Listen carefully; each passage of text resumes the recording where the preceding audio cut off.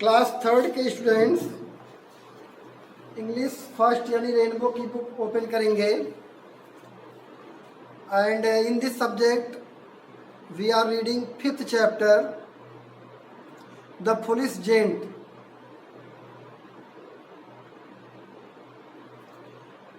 Fifth chapter आपका police giant है और अब प्रीवियस वीडियो में आपने इस इंटरेस्टिंग स्टोरी के कुछ पार्ट पढ़े थे जिसमें आप ये जान पाए होंगे कि प्रिंसेस प्रभा को एक जेंट जो था परेशान कर रहा था, ट्रबल कर रहा था, उससे मैरिज के लिए प्रेशर बना रहा था और प्रिंसेस उससे डेली उसे गेट रीड ऑफ होने के लिए, छुटकारा पाने के लिए कोई ना कोई एक्सक्यूज बना लेती थी। आगे देखें। When the gent came on the third day, when the gent जब दैत्य came आया, on the third day means तीसरे दिन, the princess Rajkumari was talking बात कर रही थी to one of her friend अपने एक मित्र से।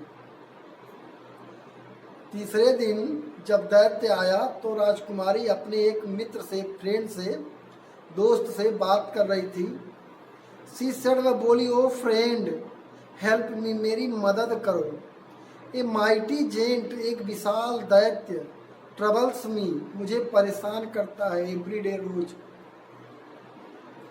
एक बहुत बड़ा दैत्य है, राक्षस है जो मुझे डेली परेशान करता है, तुम मेरी मदद करो। द विजुअल जेंट अदृश्य, इनविजुअल जेंट अदृश्य दैत्य ओवर हियर्ड एवरीथिंग सब कुछ सुन लिया। जो अदृश्य दैत्य था, अदृश्य था, वो दिखता था नहीं, राजकुमारी की सारी बातों को सुन लिया जो अपने फ्रेंड से बात कर रही थी। ही मिसअंडरस्टूड द वर्ड माइटी, वह जो वर्ड माइटी था, माइटी माने शक्तिशाली, बड़ा, विशाल, इस शब्द को वह मिसअंडरस्टूड कर गया, मतलब समझ नहीं पाया। With the name of some other giant, और वह कोई दूसरा जेंट समझा, वह कोई दूसरे दैत्य को समझ लिया जब वो माइटी जेंट बोली। द फुलिश जेंट मूर्ख दैत्य थॉट दैट सोचा कि सम अदर जेंट आल्सो कुछ और दूसरा दैत्य भी वांटेड टू मैरी हर उससे शादी करना चाह रहा है।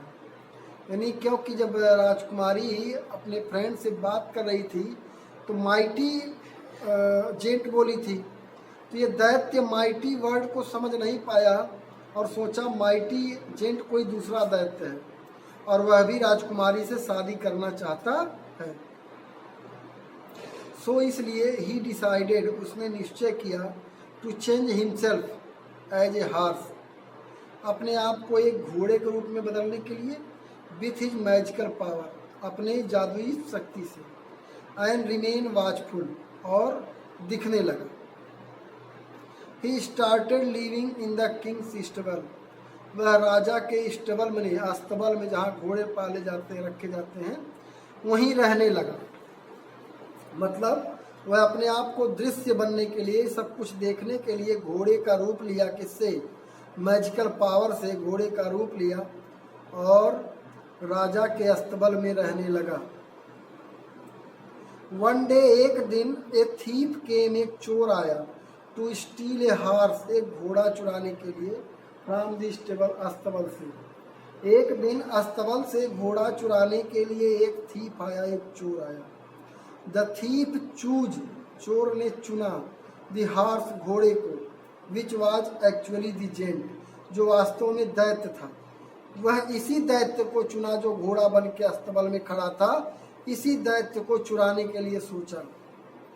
The giant misunderstood the thief as the mighty giant, और अब दैत्य मिसअंडरस्टूड किया, ये समझा कि यही चोर जो है माइटी जेंट है, एंड ओबेड हिम क्वाइटली, और चुपचाप उसके बातों को मान लिया, उसके आदेशों का पालन किया।